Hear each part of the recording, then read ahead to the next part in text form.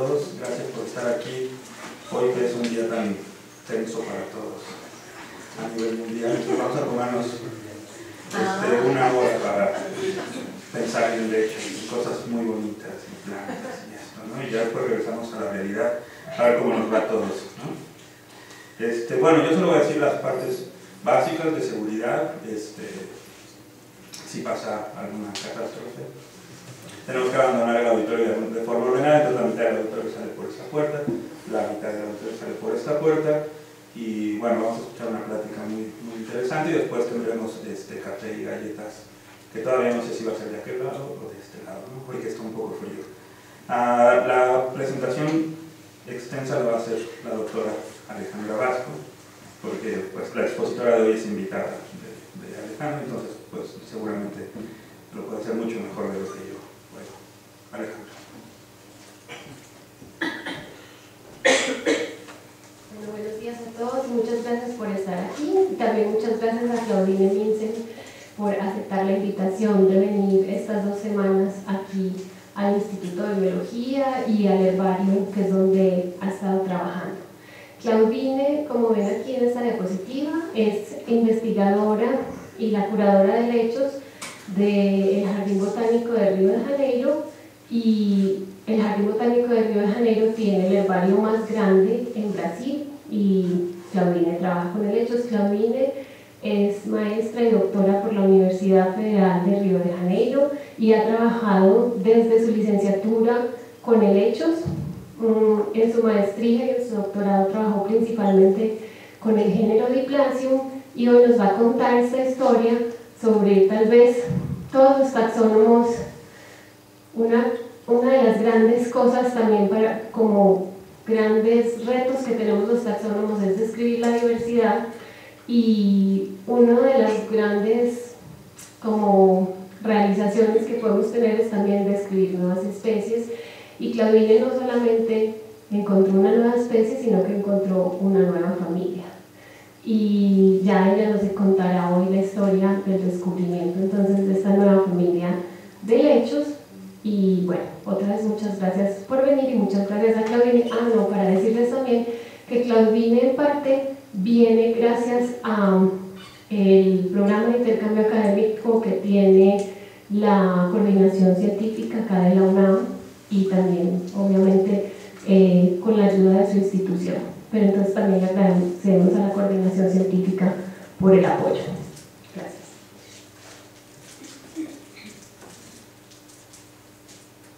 Bueno, gracias Alejandra.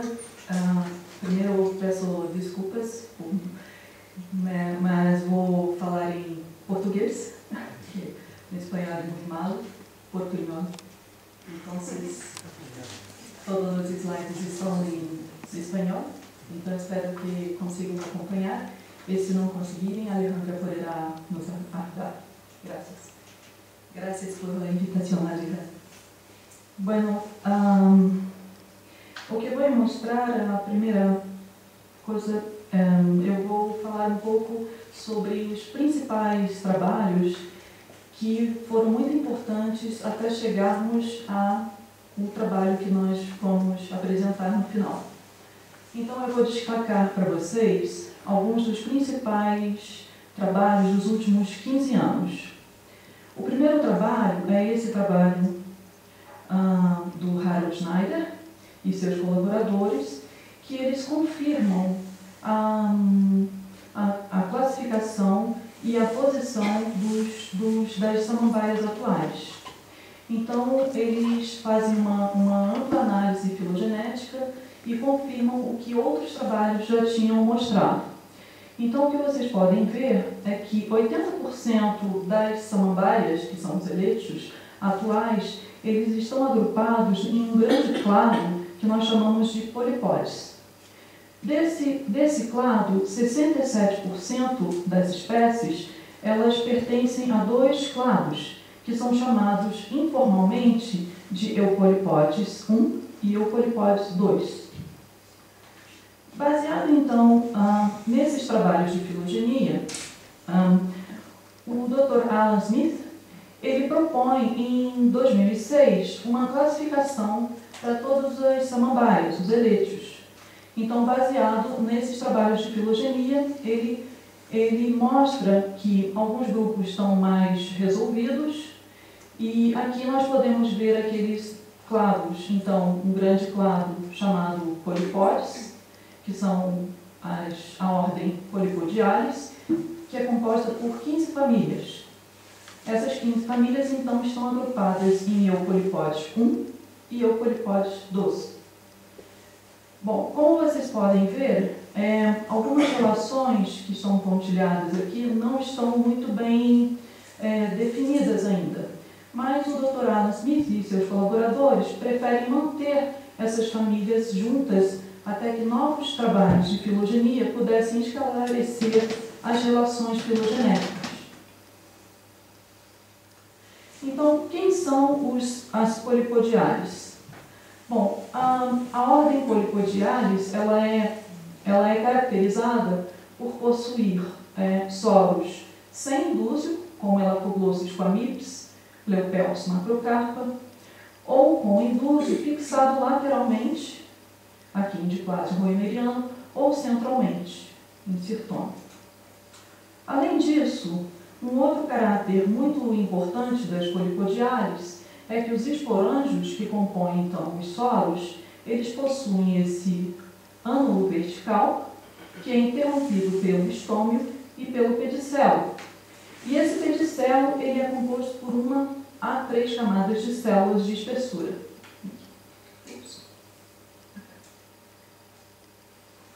Bom, então, vários estudos moleculares e morfológicos foram feitos a partir, então, de 2006.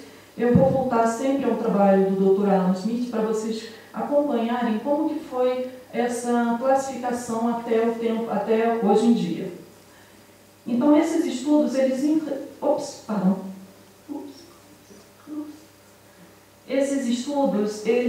a partir desses estudos, novas famílias dos eupolipódios foram reconhecidas. Então, um estudo que foi muito importante foi feito com 2 gêneros de Plasiopsis e Raquidosaurus, que tinham uma posição muito enigmática dentro da família Woodsiacea. Então, os estudos de Liv e colaboradores mostraram que esses gêneros estão agrupados em 2 clados monofiléticos. Posteriormente, o Martin Christenhuss e seus colaboradores propuseram uma sequência linear para todas as famílias e gêneros dos elétios, das samambaias e das licópteras. Então, aqueles 2 clados que o Lee tinha reconhecido como monofilético, o Martin Christenhuss e...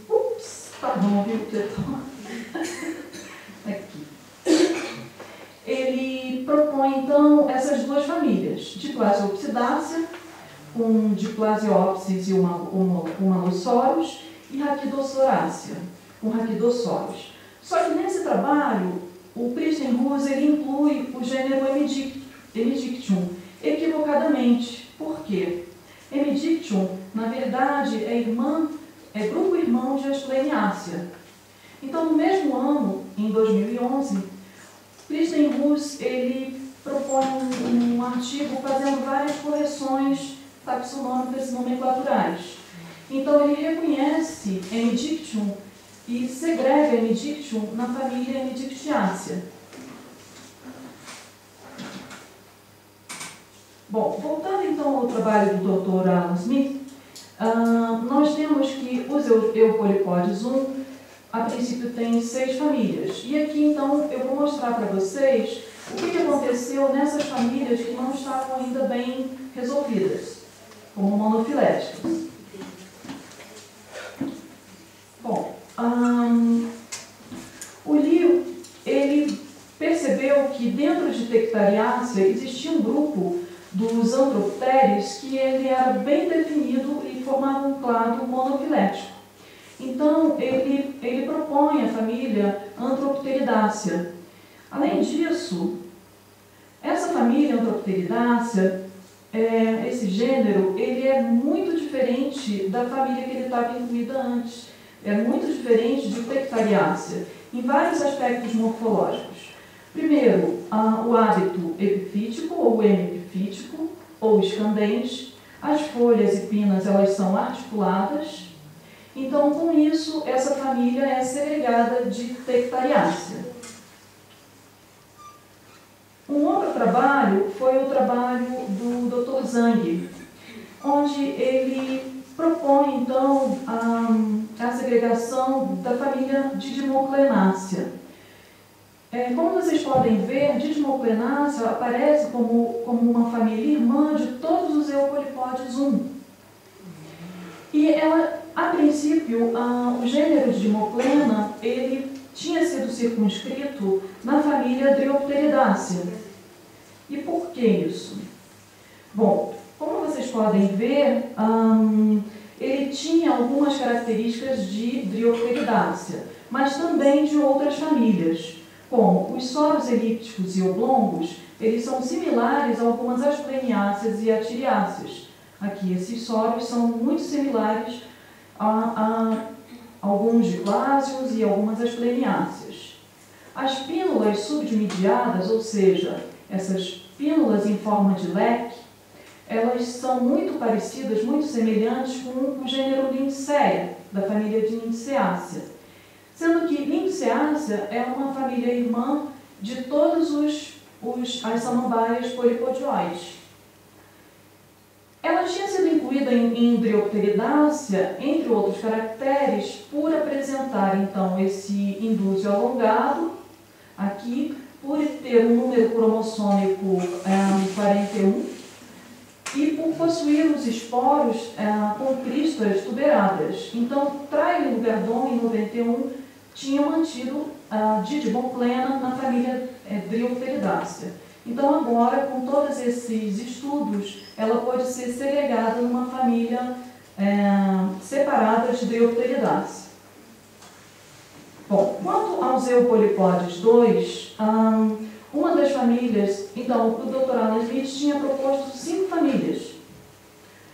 Aqui a gente pode observar que Putziaceae era uma família que não estava bem resolvida, precisava de mais estudos. Então,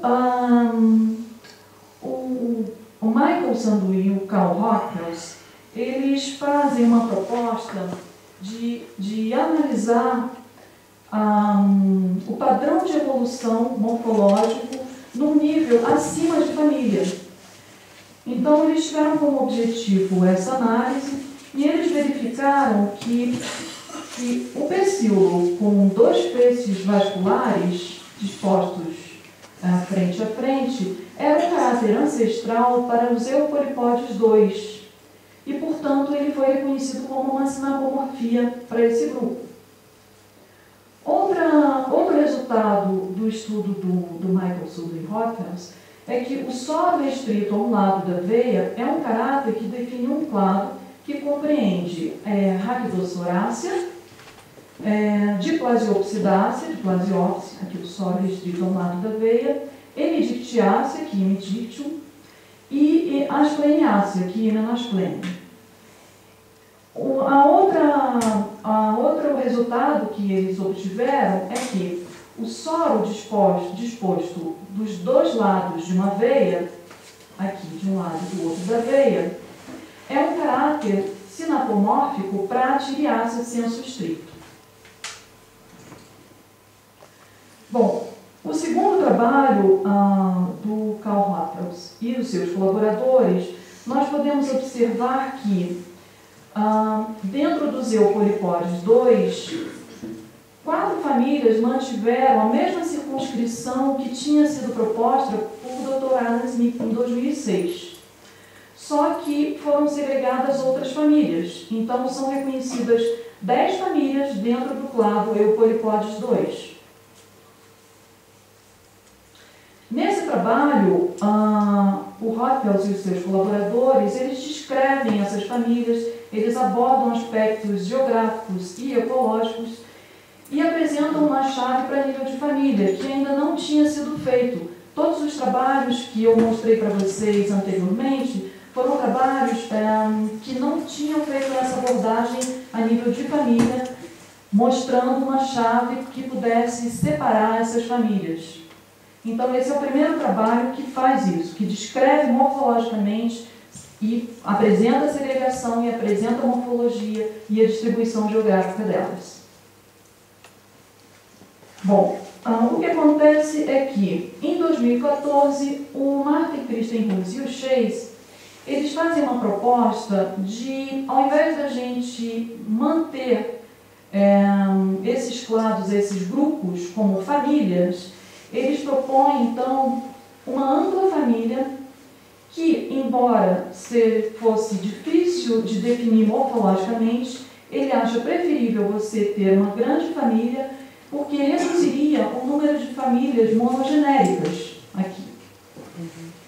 E que, então, o caráter que seria o caráter compartilhado dessa família seria um indúcil fixo lateralmente, exceto em algumas periperidáceas, e os dois feixes vasculares na base dos pecíolos. Só que essa proposta ela foi amplamente discutida recentemente e não foi muito aceita pelos taxonomistas do mundo todo. Finalmente, nós chegamos à família que nós estudamos, que é a Tiriácea, que é uma família das mais desafiadoras dos Eupolipodes 2. Ela, atualmente, nós estamos reconhecendo 3 gêneros: Atírio, com 230 espécies, Depária, com 70 espécies, e Diplasium, com 400 espécies. Os outros 3 gêneros, Diplasiopsis, Homalosaurus e Raquidosaurus, já foram segregados em outras famílias. Então, aqui Atírio, mostrando o soro em forma de J, a Depária e o Diplasium com os soros diplasioides, margeando os dois lados da nervura.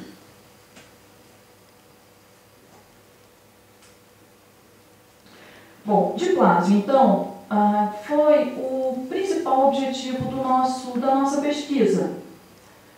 Nós, a princípio, propusemos estudar o gênero Diplásio, principalmente as espécies neotropicais do gênero Diplásio.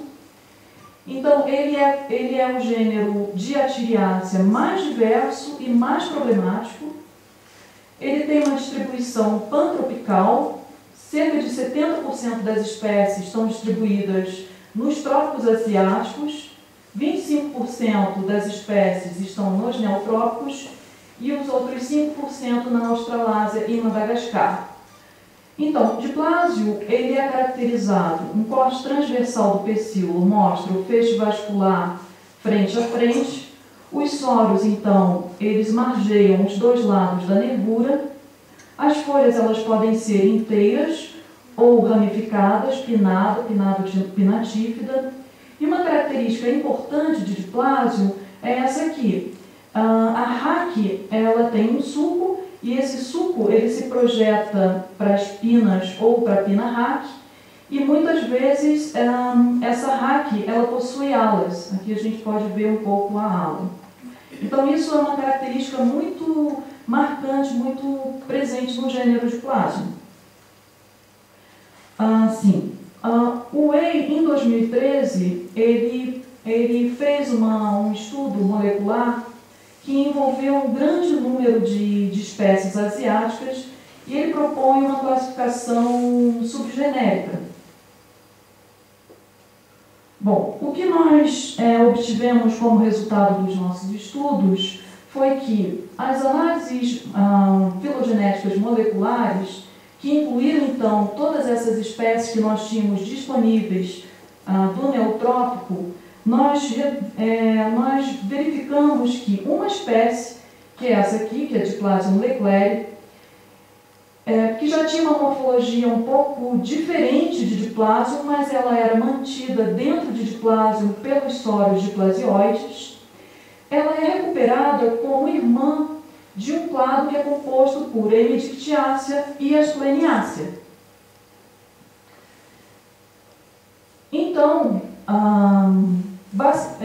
com base então nesses resultados, nós resolvemos descrever uma nova família para acomodar essa nova relação filogenética. Então, nós descrevemos a família Desmophleboiaceae, o gênero, propusemos o novo gênero Desmophlebio, e na nossa análise nós incluímos uma outra espécie, que é Desmophlebio longissoro, baseado na morfologia. Nós não obtivemos amostra para incluir na análise molecular. Então, na nossa análise molecular, apenas Diplasma leclerc sai como irmã de Aspleniaceae e Hemidictiaceae. Baseado na morfologia, então, Longissoro, Desmophlebio longissoro, é circunscrito nesta família. As nossas análises, elas incluíram todas as famílias de Eucoripodes 2. Além disso, todos os gêneros de Atiriácea e os atirioides, inclusive aqueles que já tinham sido segregados, foram incluídos também. No total, nós trabalhamos com 89 terminais, que correspondem a 86 espécies e 20 gêneros. Nós trabalhamos com 5 marcadores plastidiais, ATPA, TPB, RBCL, RPS4, TNLF. Nós propusemos, então, uma chave para separar a família Desmophleboiaceae dos outros Eucoripodes 2. Então, a primeira característica que nós observamos diz respeito às escamas do rizoma. Então, aqui nós temos as escamas de Desmophleboiaceae, onde são escamas não clatradas, ou seja, não há espessamento da parede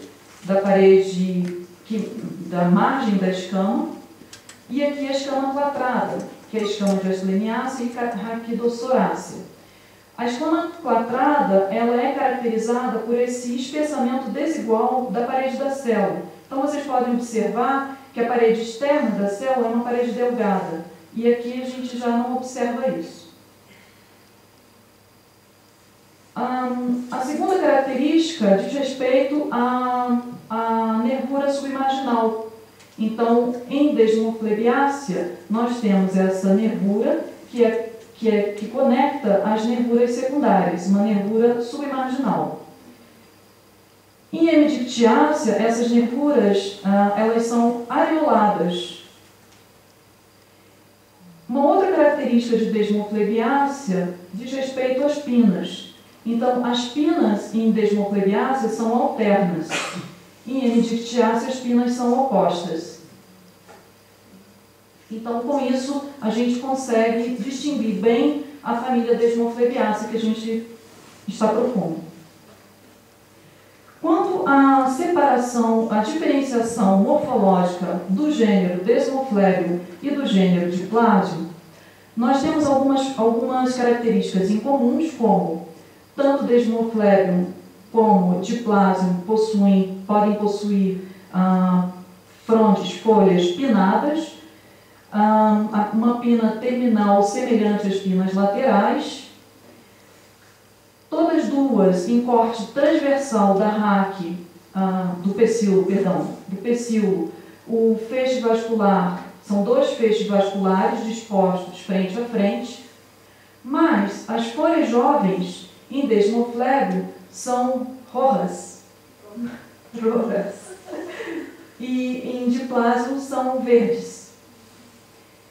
Como vocês podem ver, Desmophlebio também possui os sórios diplasioides, ou seja, os sórios dispostos dos 2 lados da nervura. Quanto à anatomia, também foi muito interessante, foi muito importante fazer essa caracterização. Como vocês podem ver, o pecíolo, tanto de Diplasio quanto de Desmophlebio, eles possuem 2 vasos vasculares em forma de hipocampo, aqui em Desmophlebio e aqui em Diplasio, como cavalo marinho, dispostos frente a frente em corte transversal. O que é diferente é que a raque de Desmophlebio não é alado aqui, não possui ala adaxialmente. Aqui a gente tem o corte da transversal da lâmina e dá bem para notar essa ala bem projetada em diplásio.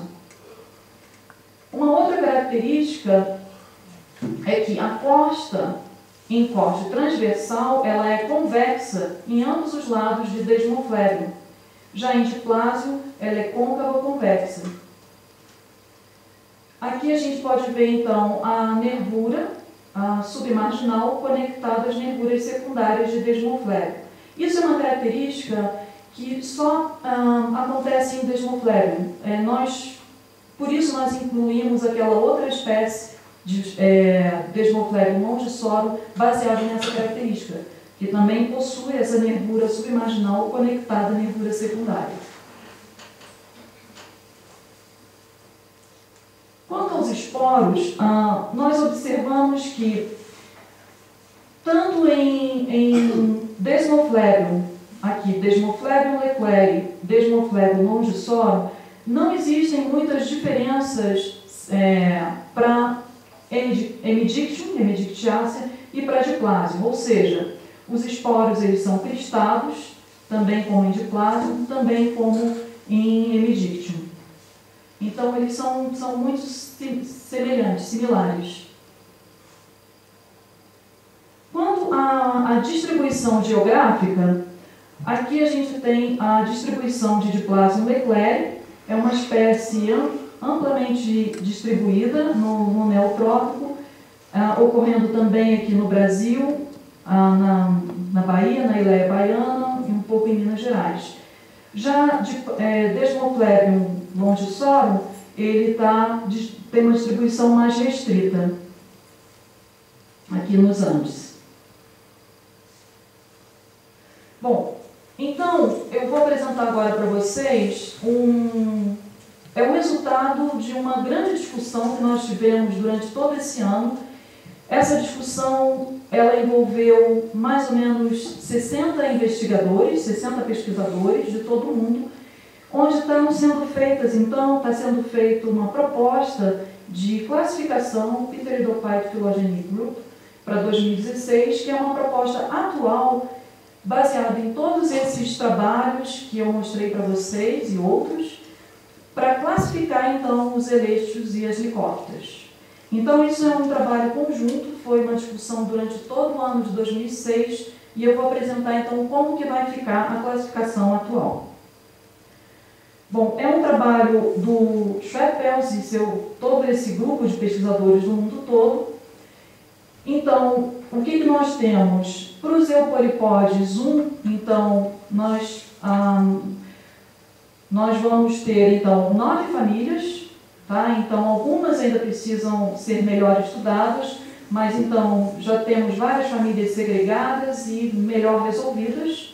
Então, na classificação atual, nós vamos ter 9 famílias. E quanto aos eupolipodes 2, a proposta é que tenhamos 11 famílias. Então, Cistopteridácea, Raquidossorácea, Diplasiopsidácea, Desmoflebiácea, Hemidictiácea, Aspleniácea.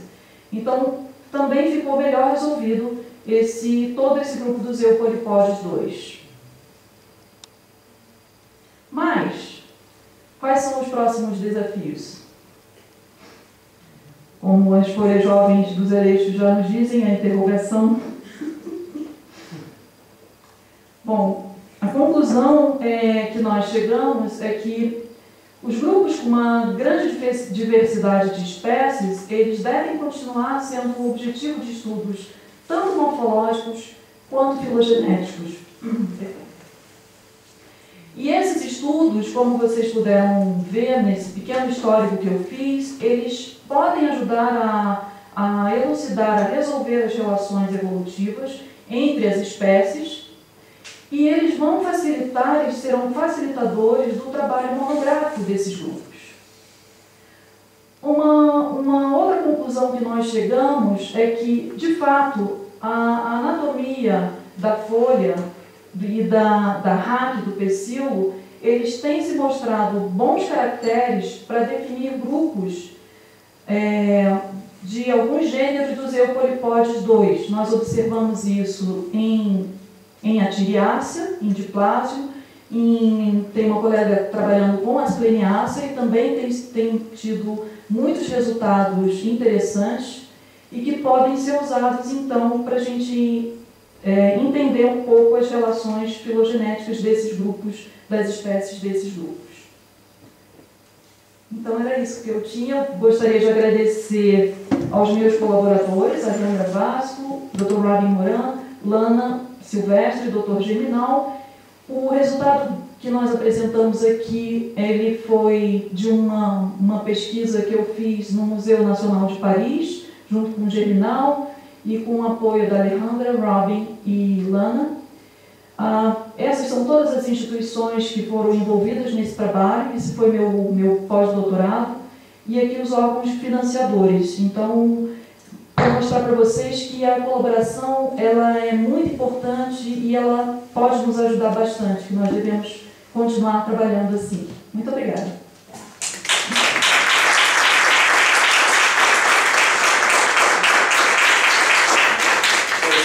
Tenemos tiempo para preguntas.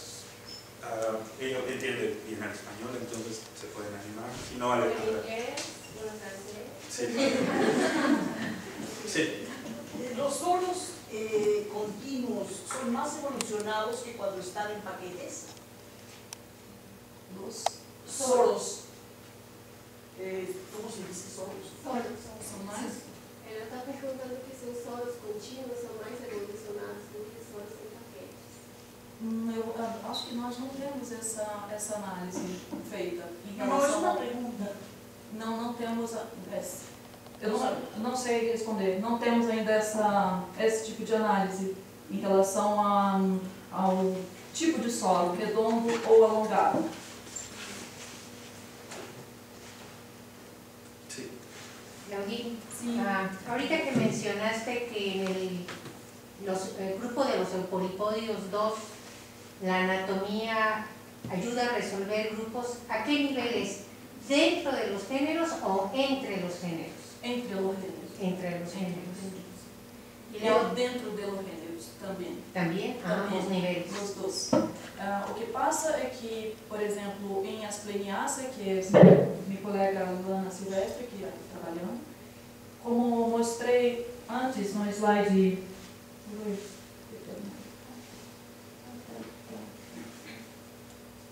do trabalho de Hopkins, que há dois feixes.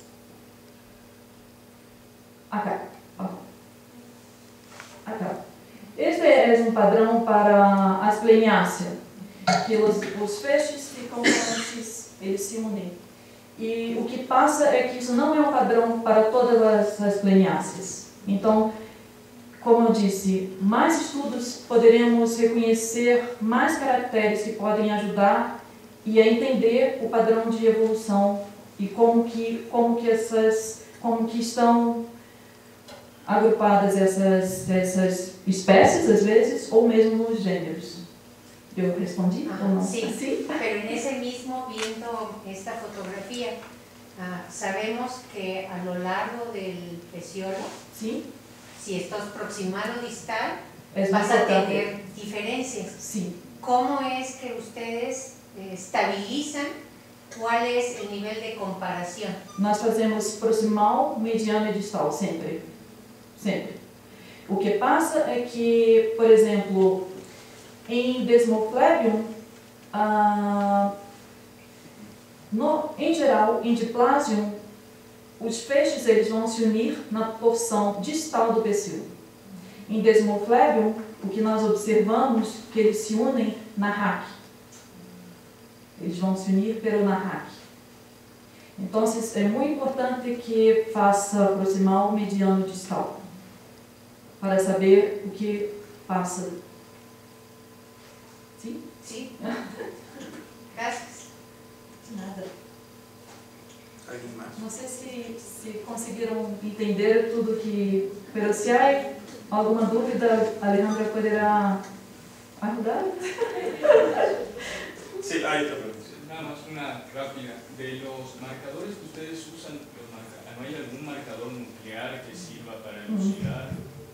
Sim, Quando fizemos esse trabalho não havia, agora já começo, os marcadores que estão sendo usados para as samambaias, para os eleitos e helicópteros são mais marcadores de RB7, plastidiais. E agora temos alguns estudos para os marcadores nucleares. É que não havia, nós não tínhamos ainda essa metodologia e não tínhamos, agora é que estão começando a fazer, né, Alejandro?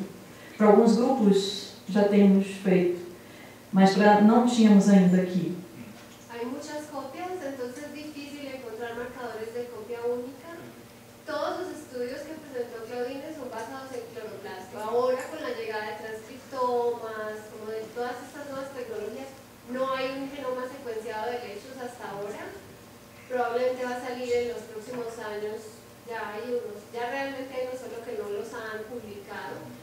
Y ya se están entonces considerando algunos marcadores de copia única, pero en helechos no se habían utilizado marcadores nucleares exactamente por la dificultad en reconocer cuáles son las copias ortólogas para trabajar. Sí. ¿Alguien más?